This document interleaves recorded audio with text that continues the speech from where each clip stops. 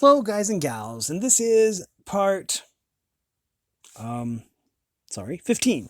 This is part 15 of our reading of A Natural History of Dragons, a memoir by Lady Trent. It is a book by Marie Brennan. Okay, as always, we're going to go over the copyright information. I know this is kind of blurry, but I'm going to read it right here. A Natural History of Dragons is copyright 2013 by Bryn Noonschwander. All rights reserved. Interior illustrations are by Todd Lockwood. Maps are by Rhys Davies and design by Greg Collins. Anyways, in the last episode, Lady Trent, aka Mrs. Camhurst, Isabella Camhurst, ended up going to the Draconian ruins, and with Lord Hilford. Anyways, she found a firestone, which apparently is a very rare gem. And as she was walking, she ended up falling into a pit and finding these weird crates. We're going to find out what those are about. She found some inscriptions and stuff like that. But anyways, let's go and continue this, shall we? Okay. The shapes, when I arrived at them, proved to be a pair of crates. I brushed my hand over the top of one and realized with a mingled feeling of horror and disbelieving hilarity what I had found. Stolleran smugglers, as I had noted before, make extensive use of caves in their work. The two crates were empty, so I could not be sure of my conclusion. It seemed likely, though they were shoved against the wall as if left there temporarily, not quite far enough out of sight. The cache, if there was one, undoubtedly lay deeper in the darkness. I was not about to go looking for it. Already it was unlikely that I could hide the evidence of my fall. It might have been the work of a bear or deer, but where was the animal? And to leave the cave without yelling for help, I would have to drag one of the crates over and stand on it, which a bear surely would not do. To hide my trespass, I would have to shout for Lord Hilford, and then there would be more questions. He would even feel honor-bound to send word to the bowyer, and it would all be a tremendous mess I did not want in the slightest. The entire incident had me giddy with surprise. The giddiness made certain courses of action seem much more reasonable than they ought to be. With the firm conviction that I was thinking good sense, I dragged one of the empty crates into position beneath the hole, then retrieved my sketchbook, which I had dropped on landing. A quick thought led to a frantic search of my pocket. Soon reassured, my firestone was still there. Then I took my pencil and wrote a quick note to Iverish. My apology for the intrusion. It was an accident, and I will speak of it to no one. I did not sign the note, figuring that my feminine handwriting would be identifier enough, and if it was not, then no sense helping Chastel and his men draw the right conclusion. I tucked the paper beneath the lid of the crate, leaving most of it visible, then took my sketch pad in my teeth and climbed grimly to my feet. My ankle was not pleased by the decision, but although it complained, it would hold me. The only bad part was when I had to climb atop the crate, putting all my weight on that foot for longer than I would have liked. That done, however, my head and shoulders emerged once more into the open air, and from there I was able to drag myself onto the ground above. The penny dreadfuls that purport to relate my adventures would have had me braiding grass together into a sturdy rope, or leaping 10 feet into the air to grab the lip and haul myself out by the strength of one hand. My life would have been far easier if such things were truly possible. Outside once more, I permitted myself three heaving breaths of relief. Then I got up, found a stick that would support my weight, and hobbled off to find Lord Hilford, planning my lies as I went. Part 3, in which scientific progress is made, despite the obstacle of a demon from the ancient past. Interesting. Chapter 13. An unexpected greeting upon our return. The continued problem of Findrick Gritelkin, a possible source of aid. And let's go. The twisting of my ankle cut our trip to the ruins short, although I maintained that it would be perfectly easy for me to rest somewhere with my foot elevated, sketching while Lord Hilford concluded his tour. He insisted he was quite finished, however, and that we should depart for the hunter's hut forthwith. I only just barely dissuaded him from making poor Astoria hike through the night back to Drustanev so as to return with a rescue party at first light. I've had quite enough of dawn rescue parties, I said tartly. Let us at least see how my foot feels come morning before you call in the cavalry. We made the mistake of taking my boot off once we got to the hut. My ankle was swollen, and without the boot to restrain it, the swelling increased. But I bathed in the stream, grateful this once for the frigid quality of mountain water, and got Astamir to select a fat log from the woodpile that I could use to elevate my foot for the night, so that in the morning it was close enough to ordinary size that I could cram the boot back on. With that laced up as tightly as it would go, I told Lord Hilford I would be fine, and off we went.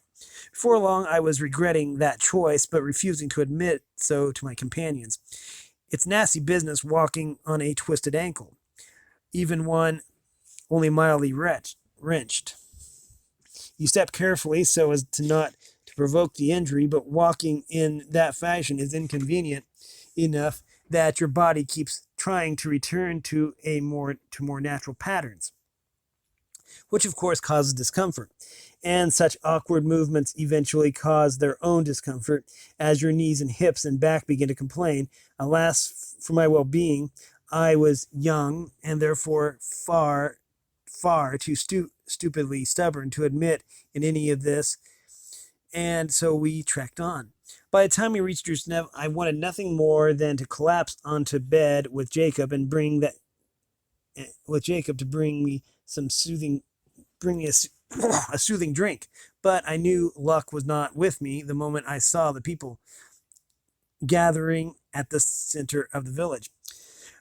I had names for only a few. We had in the regrettable manner of skirling travelers the world over, held ourselves almost entirely aloof from the locals. Dagmira was there, however, and with her a distraught man I recognized as Menken Gowan, and the village priest. Even had I not seen him during the festival, his clothing would have identified him. He wore a full religious garb, shawl, sash, embroidered headdress, and all, and even stood barefoot on the rocky ground, as if he were in the tabernacle. Furthermore, as soon as we spied him, then he raised both hands in the air and began in a loud voice to recite scripture in our general direction. Loudly, but not enough to be heard over the racket that immediately followed, as all the gathered villagers ran towards us, waving graggers. Lord Hilford and I stopped dead, gaping at their noise filled the air. What on earth? I said, but I don't think Lord Hilford heard me. I had only ever encountered the wooden rattles during the tale of the casting of lots, when they were used to drown out the name of wicked Kumban. That day I discovered they had another use in the superstitions of rural Vistrani, driving out evil spirits. It took some time to discover this, however. Dagmira glared furiously at me while Menken continued to recite, and everyone else surrounded us, such that we could not progress even a single step further. We were not to be permitted in Drustanev, it seemed, until the prayers were done. I could not hear enough of Menken's words to understand their meaning. Then and now, the Vistrani conduct conduct all religious matters in Lishon, better than the vernacular, but temple and magisterial traditions both make use of the same blessing at the end, with the fingers divided on the last two words, give you peace. Mencken lifted and blew the sacred horn, and the rattle stopped. Into the twitchy silence that followed, I said, "What is the meaning of this?" Dagmira stormed forward. "You did not tell me what you were. You did not tell me where you were going. I have to find out from. I had to find that one's. Oh, sorry. Let me try this sentence again.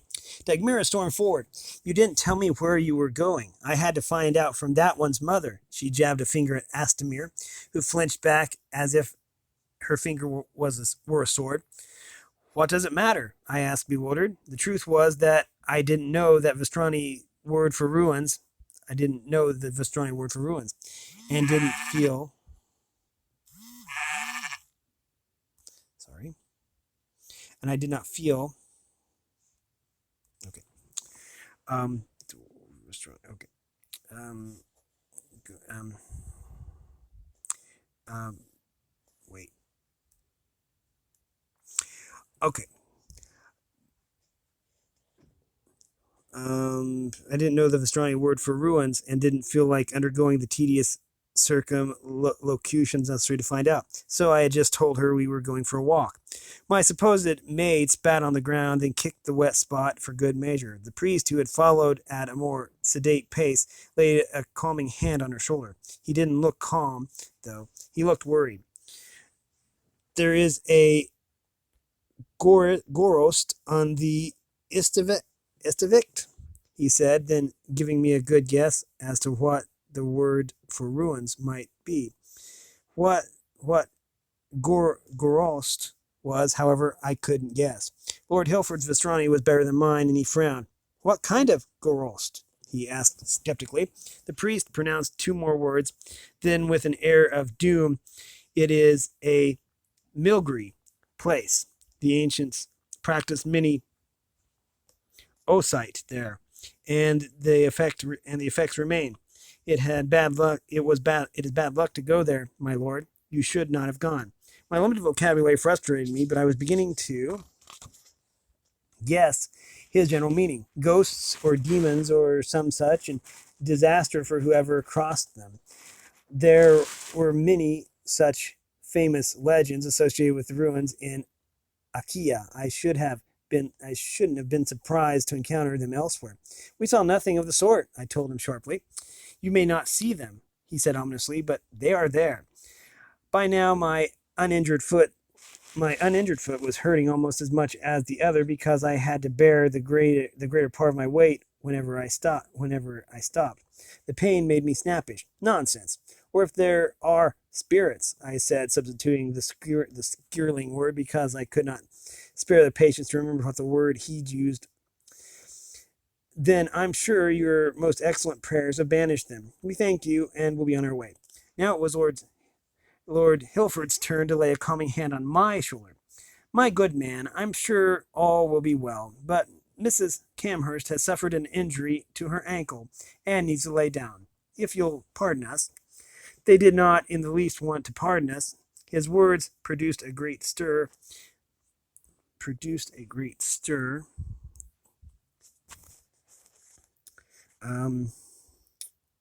wait, sorry. Okay. His words produced a great stir as everyone began insisting my twisted ankle must be the work of demons. Lord Hilford told them I had not sprained it at the ruins, which strictly speaking I had not. I told him I twisted it on the slope behind them, and he elided that specifics even further. But that mollified no one. I forbore to tell them their evil spirits were only smugglers, as by then anything I said would come out laced with generous amounts of skirling profanity. The white pinched quality of my face at least persuaded Dagmira to help ignore my protest. She struggled Oh, she slung one of my arms over her shoulder, and together we hobbled off towards the house. Or perhaps her sympathy was merely a stratagem, allowing her to lambaste me without interruption. Idiot, she said fiercely, dumping me into a chair so she could pull my boot off. Dragons, smugglers, ruins. Is there any danger you won't go running to meet? I said something extremely foul as the boot came off. My ankle had swollen a great deal more with all the walking, and she had to tug quite hard. When I had my breath back, I snapped, "You never tell me about these dangers until afterward. I expect a fancy lady from foreign parts have the sense and the angels gave a babe in arms." And the other boot came off more easily and with a blessing and was a blessing when it did. More fool you, I muttered in skirling, thinking of some of the brainless young and think of the young brainless things, not to mention middle-aged ones, I had met during my season. Before Dagmara could glare a hole in me, I added, Astomer suggested it. You know, oh, don't Drustanev men have the sense the angels gave a babe either? She spat a few words, and I suspected were curses. Then, to my surprise, she added something further in a grim tone. One of the smugglers has been killed. A dragon attack. It distracted me from the pain of my ankle. A fresh incident did not explain all the alarm in the village. There would be no reason for Mencken, Goen, and the others to focus their attention on our ruins trip. If what they feared was dragons, but it might account for the vehemence in the response. Wetting my lips, I asked, "Where?" "Down." From the perspective of Drusanev, that meant the sharp descent to Chiavora. The smugglers must have been taking a shipment to the lowlands. How far? I asked, but Dagmara only shook her head. She did not know. Surely it cannot be far. The dragons would never leave their mountains, or would they? These attacks were already unusual. All certainties must now be questioned.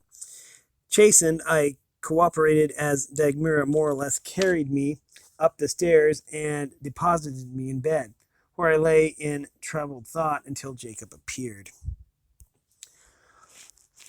After the scare over my disappearance with the smugglers, I was afraid of what his mood might be, but he came in grinning. "I heard you alarm the locals," he said, perching on the edge of the bed and taking my hand.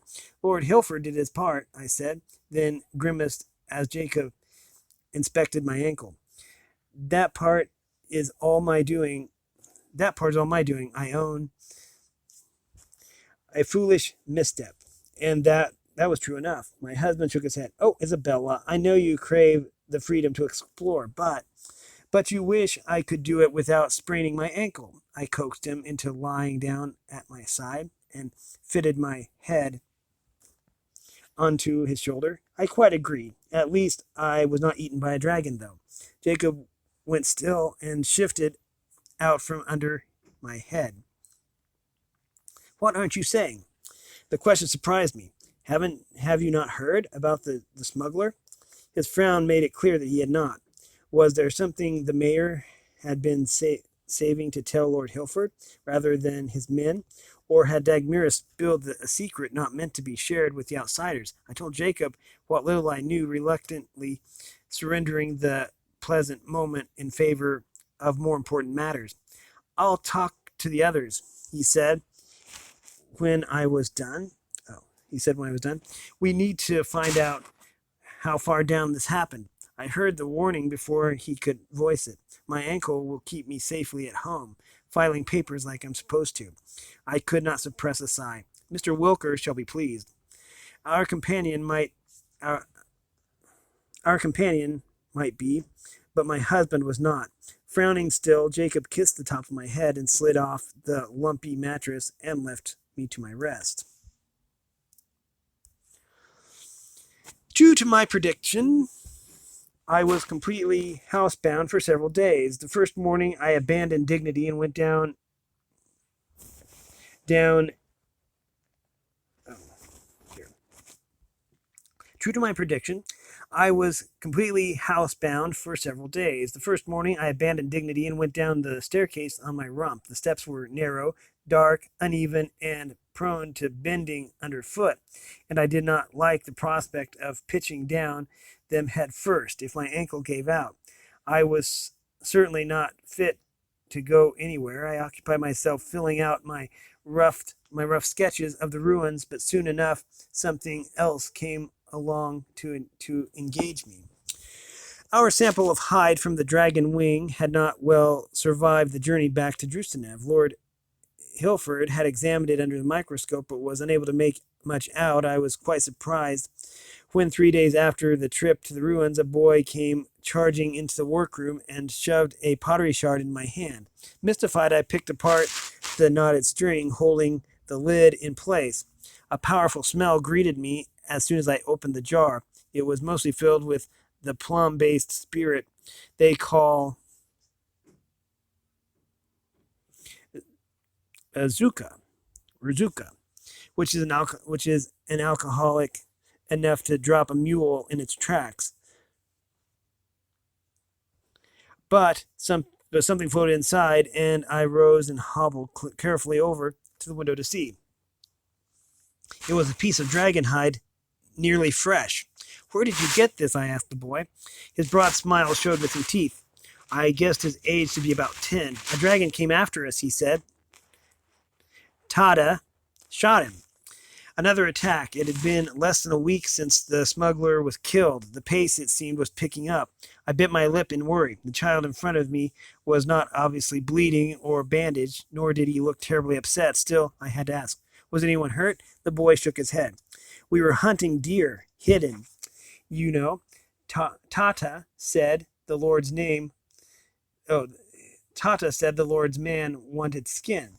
So he sent me back with that. The Lord's man, Mr. Wilker, I guess. I hadn't been aware that he had asked the locals for help. Not a bad idea, I murmured under my breath, fetching a pair of tweezers and lifting the scrap of hide from the aromatic container. Many of the shepherds carried jars of Rizuka with them. It was my pet theory for how they survived without anything one would call a proper summer. Light more candles if you wouldn't mind.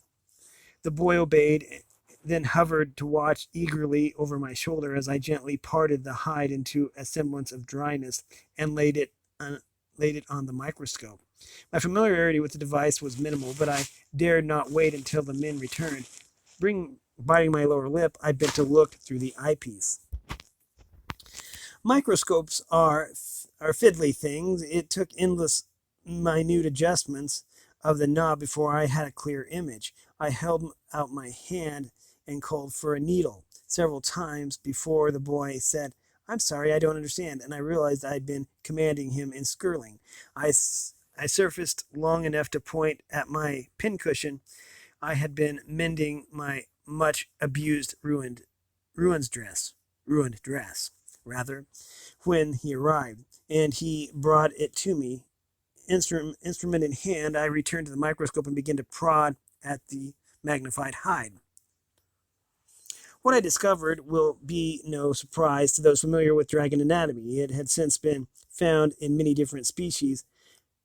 At the time, however, it was quite a revelation. The roughness of the underside of the wing comes from tiny scales, which are not present in the upper surface. These cover tiny holes that perforate the wing and are hinged to form a sort of valve. When the wing lifts, the valves open, reducing the resistance the dragon's muscles must overcome. When it sweeps down again, the valves close, allowing the stroke to have its fullest effect. I did not immediately understand the function of what I saw, but began drawing it nonetheless. When the epiphany came, I exclaimed out loud, quite startling the boy, who had wandered off in boredom as I drew, and was now aiming Jacob's rifle about the room. Careful with that, I said absently, scribbling notes to my drawing.